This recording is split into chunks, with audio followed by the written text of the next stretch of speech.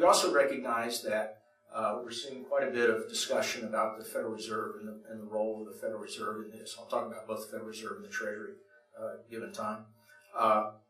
The Federal Reserve's main function that comes into play in a situation like this is the function of being a lender of last resort. That an economy needs somebody who stands prepared to loan money, stands prepared to inject money into the system when nobody else will.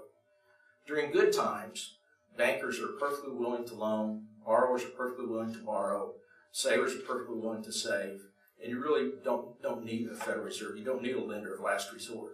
But during bad times, a last resort, then you need somebody that stands prepared to inject money into the system.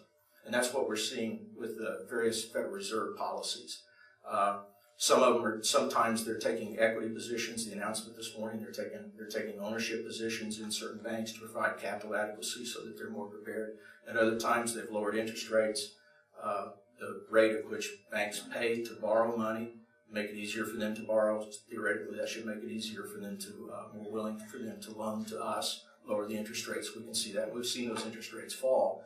They just haven't fallen quite enough yet for people to respond. So that lender of last resort function becomes very important. And again, this is one of the lessons that we learned from the Great Depression.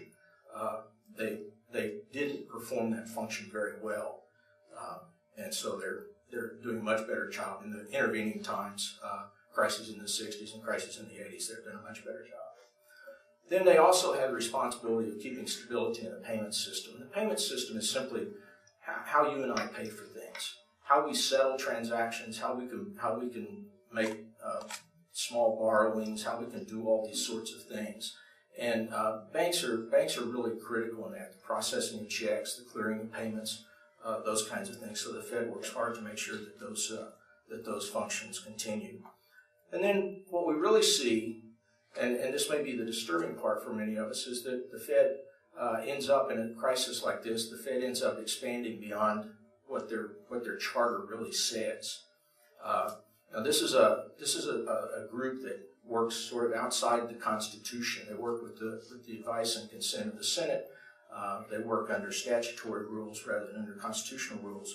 But in times of crises, they end up performing functions on things other than just banks. So we see a lot of that, and you'll recognize some more of that. This is a Treasury Department that is very different than previous Treasuries. Treasuries, typically for most of your lifetime, all the Treasury Department has done, you wouldn't be able to name the Secretary of the Treasury. Most of the time, all they do is sign the checks, and that's it. This has been a very active Treasury Department, and has again moved into significant uncharted waters for what we would expect from a Treasury Department. There are political solutions and there are economic solutions.